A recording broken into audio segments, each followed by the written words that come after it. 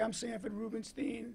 I represent Michael Cordero. We're here with his family, his father, his mother, as well as Hawk Newsom, president of Black Lives Matter Greater New York, and Kevin McCall, the name of your organization? Reverend Kevin McCall. Reverend Kevin McCall. Crisis Action Center.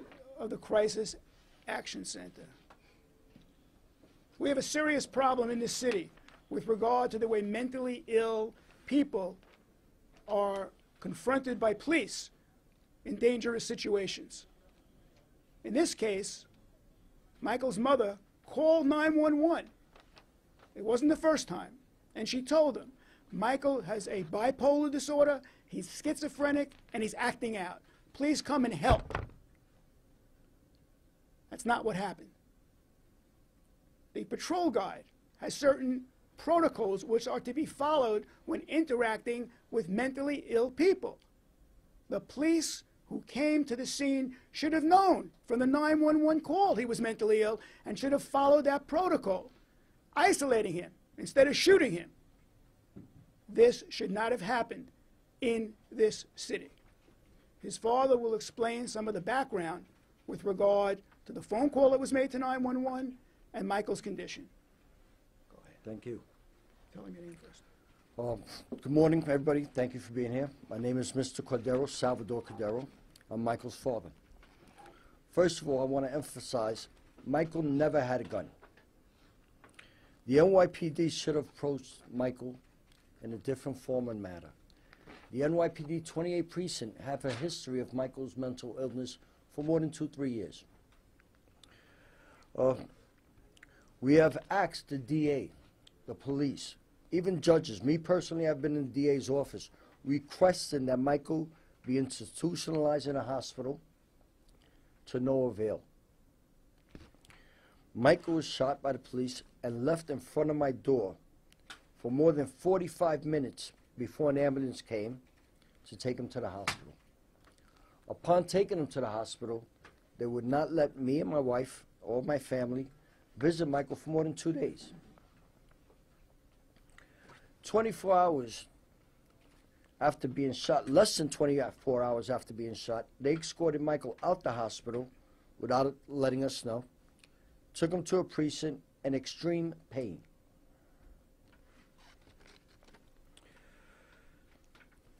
Okay, thank you. Okay. Fellas, we need to change this. The police has to practice these better protocols. My son, by the grace of God, was not killed. And it definitely shows that he has mental illness. Right on. And we have to address this. This is an ongoing situation that's taken people's lives. Thank you, everybody. Okay. Kevin McCall. Reverend McCall. This is an injustice that we have to be able to face time and time again. We should not be having this discussion in 2019 regarding mental health and mental illness. You call 911 for help. This mother, this father called 911 for help, and their son, they failed them. As you can hear, they failed them time and time again. They requested service. So the blood is on New York City for them not to be able to help this young man and their family dealing with mental health. These officers, when they called 911, these officers, they should have sent out a person, an officer that is trained to deal with mental health. We should not be having this conversation over and over and time again. We don't need to have, they said every officer now has body cam. Well, every officer need to have mental health training. There's too many mental health cases that we have in New York City, and they are not trained to deal with them. He didn't have a gun. He had a wallet in his hand. The same thing that Amadou Diallo had in 1991. He had a wallet. She called for help, not for him to be able to be shot in the hip. They should have used something else. They didn't have to use a weapon. But they decided to use excessive force, as they do time and time again. Thank you very much. Okay. Hawk Newsom, Chairman, Black Lives Matter, Greater New York.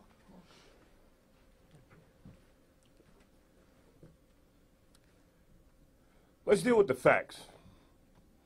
The NYPD has a pattern of executing or using excessive force on people that are mentally ill.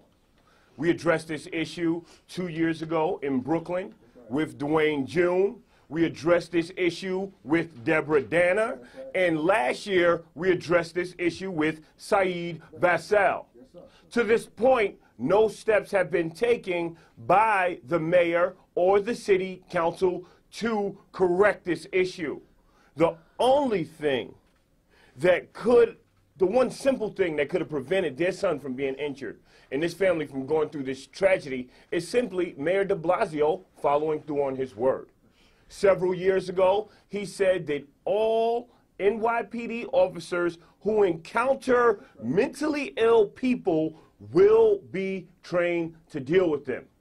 2 years after that, only 11% of those officers were trained. And those officers were the executives.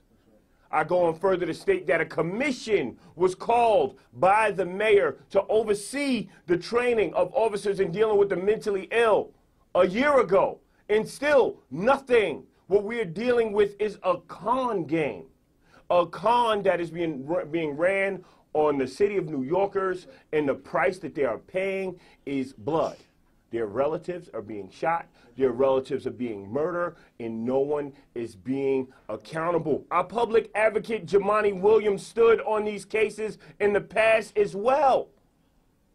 We have a clear message to the city of New York: protect our most vulnerable, protect our mentally ill, and give the police the proper training so we can stop these instances from happening. One other thing. This family demands that the NYPD release the video body cam that exists, that they refuse to release. In addition, we request that the full video from the building be released, not just a small snippet. We need to see everything that happened with regard to the interaction with this police officer and this mentally ill man. The police department has now reported that 100% of their police officers have body cams. What good is it if the public doesn't have the ability to see what's taken by those body cams when something like this happens? We demand the release. We'll take questions. Samantha, what is, in the perfect scenario, how should this have gone? Clearly, if the protocol of the NYPD was followed, this police officer would not have fired and shot. This victim would have been isolated. Let me finish. This victim would have been isolated first. Emergency medical service people trained to handle emotionally ill people would have been called. He would not have been shot. Next question. Was there an order of protection? Well, I'm going to have the father address that issue. Why don't you explain what the situation was with regard to the order of protection? You know, he knows. He's already done it. Hold on just a second. He'll Got explain. stuck in the elevator, so. Oh, I thought. No, I apologize. I thought that someone else was stuck in the elevator. No, that was us, Okay. but it's okay. Okay, go ahead. We survived. You may want to talk to Sandy after about a lawsuit. Yes, we were thinking about that. It was very traumatic. I already sued him. I got stuck in the elevator. He's ahead of you. No, I sued him for me. Oh, I think so. So there was an order of protection? No, let him explain it. Why don't you Okay. explain what happened? Come over here. There was Come an right in front order. of the- come in front of the Excuse me. microphones. There was an order of protection issued by the DA. We never wanted this order of protection. It was imposed on us. DA kept on calling my wife, and she kept on letting them know, we don't want an order of protection. What we do need is Michael to be evaluated and put in the hospital. That was never done. One thing that should be clear also is that Michael lived in this house with his mother and father. This was his home. Was he arrested twice in December? Just say yes. Okay, can you tell us a little bit about that, what happened? Basically, asking the NYPD to put him in the hospital for an evaluation, and it's an ongoing thing that never gets resolved.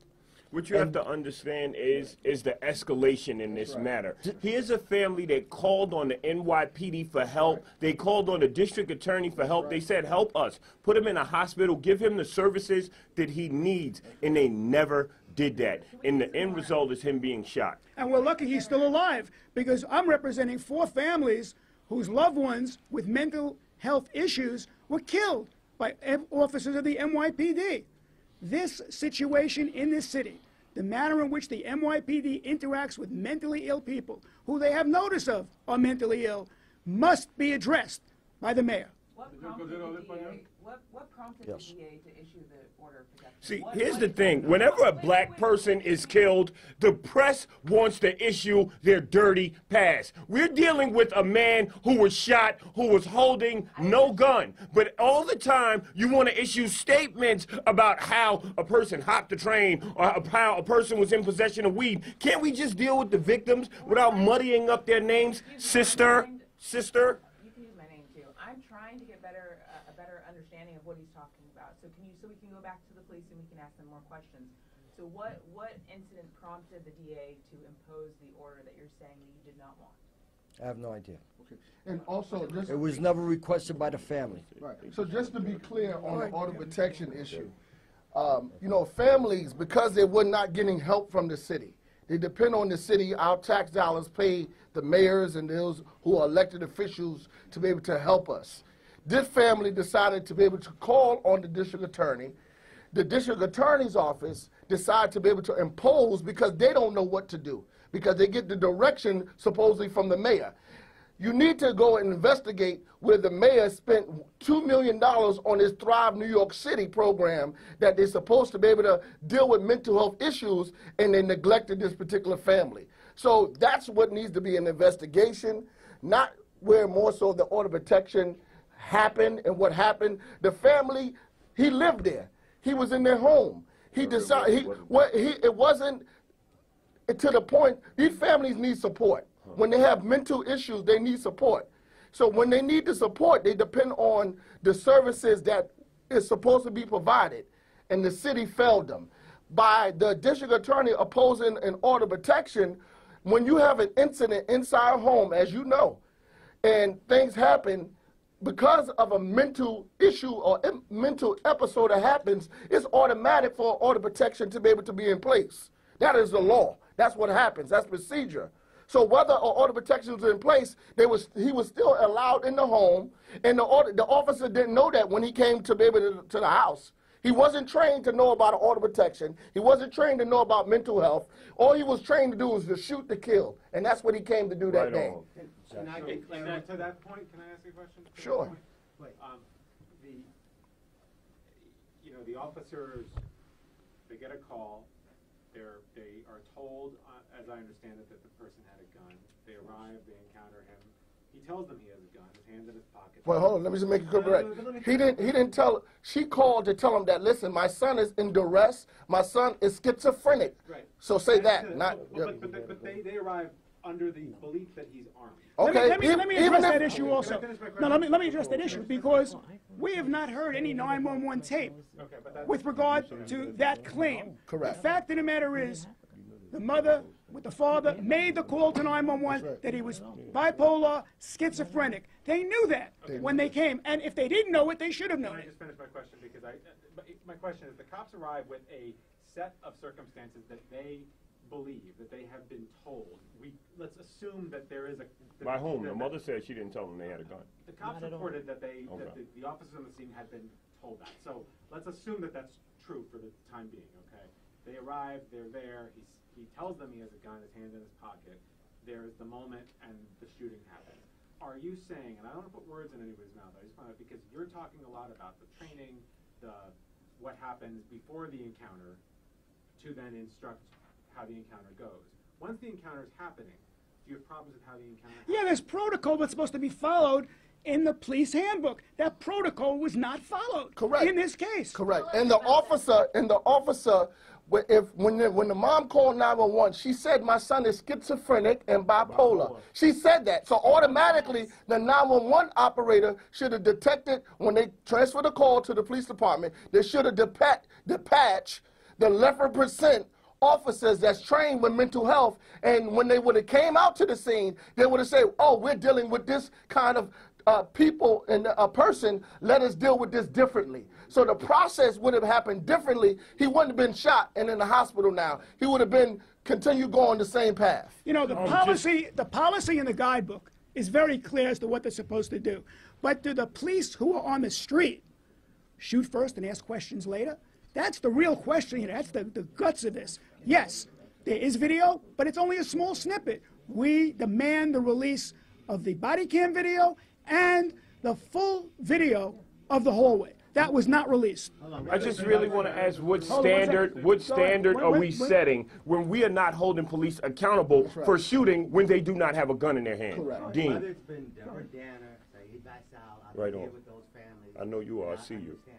Can I get from the mom and the dad, though, once again, to explain when you called?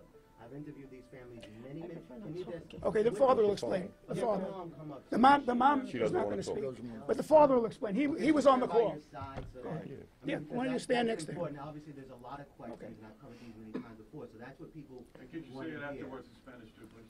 Okay, What did English you first guys and Spanish. call and Just say? explain again. Before they did come with a shield. took the proper Don't even go into that. Just talk about. What did you guys call and say? And then we understand that he only had a wallet. I do understand that. but what That's did you all guys he say? ever had in his hand was a Okay, wallet. explain the phone call. Phone call was made to 911 stating that my son is bipolar, schizophrenic, and he's off his medication. And why did you call? We needed assistance. Why? What was he doing? He had a mental episode. He had an episode, yeah. What does it mean? Or was he not? We'll leave it Explain at how that. he's behaving. I mean, I not covered these cases. A little before. loud. Deborah Danner been there where she's yelling and screaming, and the cops come. But so what was he doing so that people understand? He had an episode, yeah. Yelling and screaming. Yelling and screaming, Was that's he it. in the Talking hallway loud. the entire time, or was he inside the house? He was inside, then went outside to the hallway. What did you guys do when you heard that shot? We I opened ran the to door. the front door. When I opened the door, me and my son, I seen my son lying directly in front of my front door, bleeding. Yelling and screaming. There was officers to my right, and actually no one to my left. How long did it take to get aid? Ambulance, 40. The ambulance took more than 40 minutes for the ambulance to come there. Sí, can we get in Spanish? ¿Nos puede explicar en español lo Okay, que pasó desde explain el it primer what you just said momento in de Spanish. llamada y lo que vieron después ustedes y por qué están aquí? Bueno, explain that again. In Spanish, Explain what's this, in yeah. Spanish? Sí, explíquenos la razón por la que están aquí y qué fue exactamente lo que pasó que ustedes recuerdan. Oh, el hijo mío Miguel sufre de mental y llamamos a la policía por una asistencia de parte de él.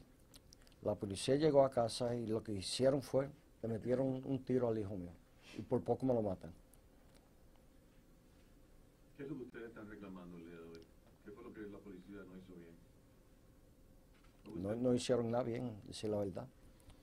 Okay, any other questions? In the Well, do you initial, know if there was a different 911 call from someone else? We don't know if That's there what they were was responding. more than one 911 call, but we do know that the family called for help. Help. They called for help, not to see their son get shot. in Do we that know what phone time call, was that there, did the dispatcher ask anything about a weapon, if he was armed at all? Was there any mention of that in No. the phone call? Have No. you guys seen that video? Sir, have you seen the video? Yes. You have. And what is your reaction when you see that video? Michael had a wallet. And the bottom line is the full video has not been released. The full video of what happened in the hallway and the video from the body cam. Why have the police refused to release that? That must be released for us to get a full picture of what happened. All we see is a high-ranking police officer at a press conference saying, oh, the shooting was justified. They don't even have the investigation from their own use of force unit to make that determination. Mr. Robertson, please allow me to ask one question in Spanish. Quick, quick, go ahead, go ahead. No. Explíquenos lo del aspecto que ustedes pidieron ayuda para este We're not. muchacho mental. tell 'em No to comments, you no don't comments speak on Spanish. No lo que You usted don't know how to explicó. speak- you don't No know how to comments. explain it in Que habían Spanish. Yeah, what's the question? The question is what he said before regarding that prior to this incident, they had seek help from the authorities, the district attorney, to put him in an institution or whatnot. Can you explain that part? Just How you repeat that were- in you know, Spanish. This is an ongoing process that. It's gonna be difficult. Just repeat that in It's gonna be Spanish. difficult. You don't know, It's gonna, yeah. Oh, you don't, okay, all ¿No right. puede decir?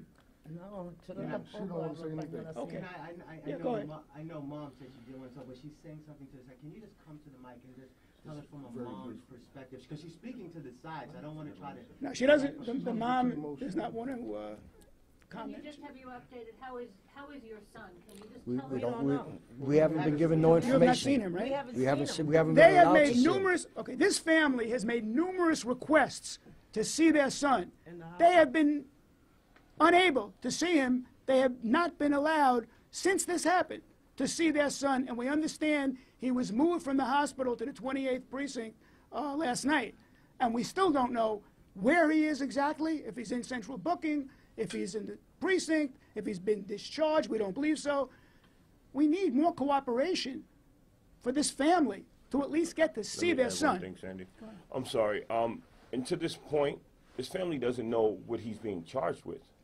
They call for help. This was a medical issue. He was shot, and now he's been arrested, and his family doesn't know why he's being detained. I think that that's a very good question for you all to ask. Okay, well, What was it? Here's a question for mom and dad. You don't want to answer this, but that's fine. The father will answer if he can. This is your baby. He's been struggling with mental illness for years. It's a struggle for you as mom and dad. And now he's been shot and he's in the hospital. And I just wonder if you don't against the case itself or whatever, as mom, how are you doing? We're going to have the father answer. Come on. Put this in Well, the father will explain how the family's doing. Go ahead, come up here to the microphone. Well, obviously, we're under a lot of stress. The mother is so emotionally, oh, it's hard to say. Actually, something like this, when it affects you and it happens right in front of your front door, you're kind of numb. And actually, I am still numb. And eventually, I hope I'll come out of it. But as of right now, I'm still numb. I'm still processing everything that's going on. And I haven't fully grasped the whole comprehension of what just went on. As Sandy said, we didn't see the full video. So what happened when you opened the door? Was your son there? Did he say anything to you? Did he say anything to them? Why did you shoot me? Did he say? He kept on saying, I didn't deserve this. I didn't deserve this. And the fact of the matter is, he did not deserve this. Had police followed proper protocol, this never would have happened. Thank you very much. Thank you. Okay.